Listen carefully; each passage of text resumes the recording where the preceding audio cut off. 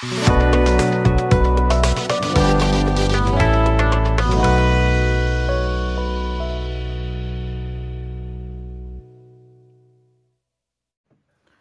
adik-adik, hari ini ketemu lagi dengan saya di mata kuliah Pendidikan Anti Korupsi dengan pokok bahasan yang akan kita bahas hari ini adalah nilai dan prinsip-prinsip dari anti korupsi.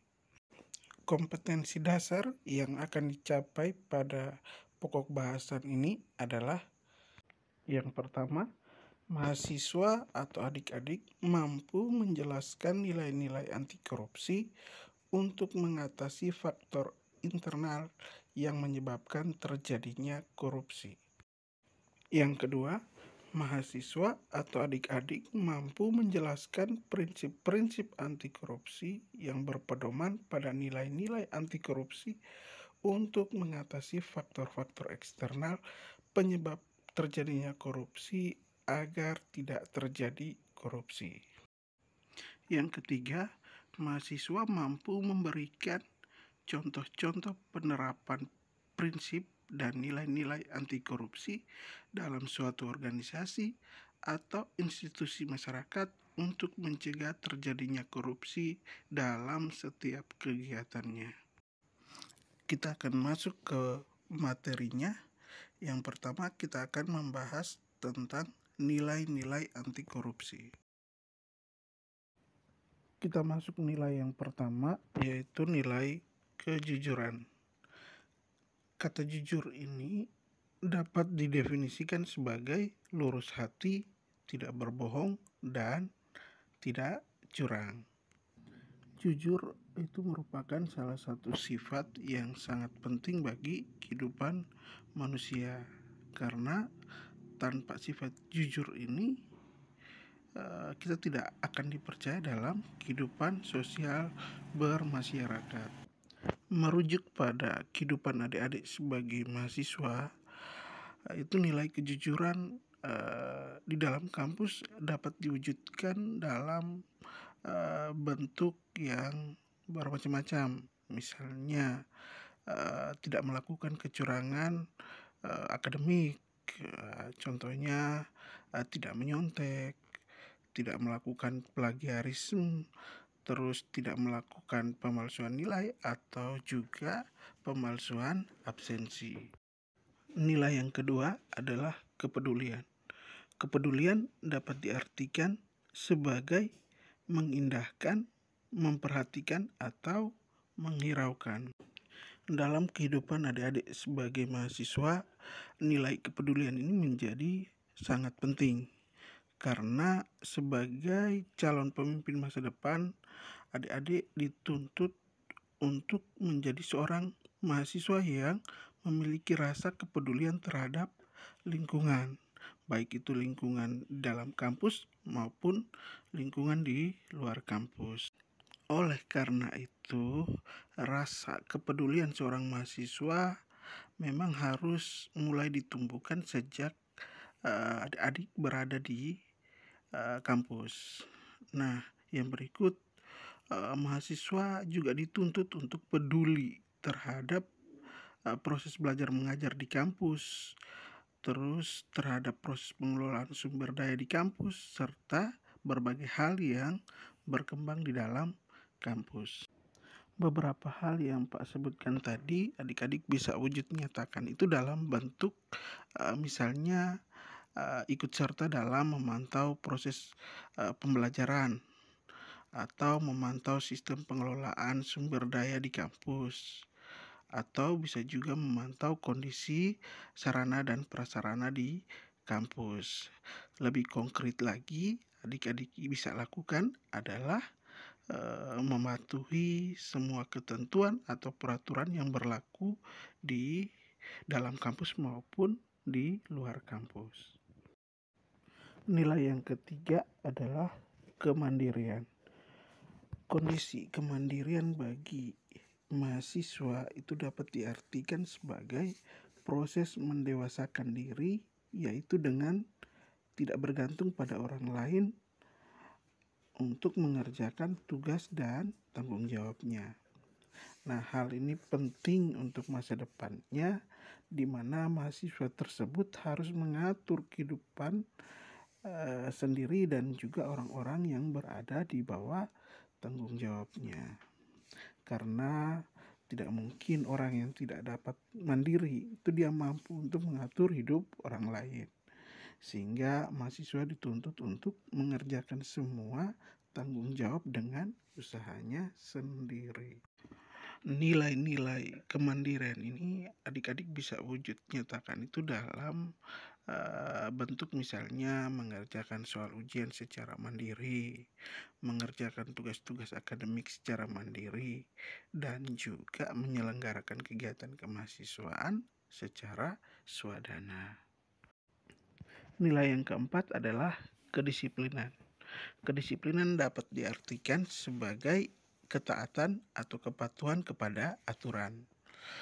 Dalam mengatur kehidupan kampus, baik akademik maupun sosial, mahasiswa perlu hidup disiplin. Hidup disiplin bagi mahasiswa itu adalah dapat mengatur dan mengelola waktu yang ada untuk dipergunakan dengan sebaik-baiknya untuk menyelesaikan tugas baik dalam lingkup akademik maupun dalam lingkup kampus. Nah, berikut manfaat dari kedisiplinan ini sendiri adalah mahasiswa atau adik-adik dapat mencapai tujuan hidup dengan waktu yang lebih efisien. Di samping itu juga, disiplin juga dapat membuat orang lain percaya bahwa kita mampu untuk mengelola sesuatu yang dipercayakan. Nah, beberapa hal yang Pak sebutkan tadi terkait dengan kedisiplinan itu adik-adik bisa wujud nyatakan itu dalam bentuk misalnya mampu untuk mengatur waktu dengan baik, terus kepatuhan pada seluruh peraturan dan juga ketentuan yang berlaku di kampus, atau mengerjakan segala sesuatu tepat pada waktu dan fokus pada apa yang dikerjakan. Nilai yang kelima adalah tanggung jawab. Nah, kata tanggung jawab itu dapat diartikan sebagai suatu keadaan wajib menanggung segala sesuatunya. Jadi, dalam artian jika terjadi sesuatu boleh dituntut, dipersalahkan atau diperkarakan. Kata tanggung jawab ini juga dapat diartikan sebagai menerima segala sesuatu dari sebuah perbuatan yang salah, baik itu disengaja maupun keadaan yang tidak disengaja. Nah, tanggung jawab ini juga bisa berupa perwujudan dari kesadaran akan kewajiban menerima dan menyelesaikan semua masalah yang telah dilakukan. Merujuk ke lingkungan kampus, nilai dari tanggung jawab ini dapat kita lihat pada mahasiswa itu pada saat mereka diberikan tugas. Jadi mahasiswa yang bertanggung jawab itu mereka cenderung melakukan tugas dengan sepenuh hati dan mampu untuk menyelesaikan tugas itu dengan baik. Selain itu, mahasiswa yang bertanggung jawab bisa kita lihat dari mereka lebih mudah untuk mendapatkan kepercayaan dari orang lain. Oleh karena itu, tanggung jawab itu merupakan nilai yang sangat penting yang harus dihayati oleh setiap mahasiswa. Dari beberapa hal yang Pak sebutkan tadi terkait dengan tanggung jawab, itu adik-adik dapat wujud menyatakan itu dalam bentuk misalnya belajar dengan sungguh-sungguh, lulus tepat waktu dengan nilai yang baik, mengerjakan tugas akademik dengan baik, serta menjaga amanah dan kepercayaan yang diberikan. Nilai yang keenam adalah kerja keras. Kerja keras didasari dengan adanya kemauan. Di dalam kata kemauan ini terkandung banyak arti. Ada ketekatan, ketekunan, daya tahan, daya kerja, pendirian, keberanian, ketabahan, keteguhan, dan juga pantang mundur. Kerja keras merupakan hal yang penting untuk dilakukan agar eh, apa yang kita lakukan dapat tercapai dengan baik dan juga tentunya sesuai dengan target yang sudah ditentukan. Akan tetapi bekerja keras akan menjadi tidak berguna jika tanpa adanya pengetahuan. Oleh karena itu, di dalam kampus mahasiswa harus dilengkapi dengan berbagai ilmu pengetahuan. Kerja keras ini dapat diwujudkan oleh mahasiswa dalam kehidupan sehari-hari, misalnya dengan tidak melakukan jalan pintas untuk mendapatkan hasil, terus tidak mengharapkan teman lain untuk mengerjakan tugas, dan juga hal-hal lain yang tanpa proses kerja keras untuk mendapatkan hasil. Nilai yang ketujuh adalah kesederhanaan. Dengan menerapkan prinsip hidup sederhana, mahasiswa dibina untuk memprioritaskan kebutuhan di atas keinginannya. Selain itu, prinsip hidup sederhana ini juga dapat mengatasi permasalahan kesenjangan sosial, iri, dengki, tamak, egois, dan sikap-sikap negatif lainnya yang berkembang di masyarakat. Oleh karena itu, mahasiswa dapat menerapkan nilai kesederhanaan ini di dalam kehidupan sehari-hari, baik di kampus maupun di luar kampus, dengan cara hidup sesuai dengan kemampuan, hidup sesuai dengan kebutuhan, tidak suka pamer kekayaan, dan lain sebagainya. Nilai yang berikut adalah keberanian. Mahasiswa memerlukan keberanian untuk mencapai kesuksesan. Tentu saja, keberanian mahasiswa ini akan semakin matang jika diiringi dengan keyakinan. Nah, keyakinan yang kuat itu jika pengetahuannya juga kuat. Nah, nilai keberanian itu dapat dikembangkan oleh mahasiswa dalam kehidupan kampus maupun di luar kampus. Misalnya dengan berani mengatakan yang benar, berani membela kebenaran, berani mengakui kesalahan, dan juga berani bertanggung jawab. Nilai yang terakhir adalah keadilan. Berdasarkan arti katanya, adil itu adalah sama berat, tidak berat sebelah, atau tidak memihak. Bagi mahasiswa, karakter adil ini perlu sekali untuk dibina sejak masa perkuliahan, agar mahasiswa dapat belajar untuk mempertimbangkan dan mengambil keputusan secara adil dan benar. Nah, nilai keadilan ini dapat dikembangkan oleh mahasiswa dalam kehidupan sehari-hari, baik di dalam kampus maupun di luar kampus.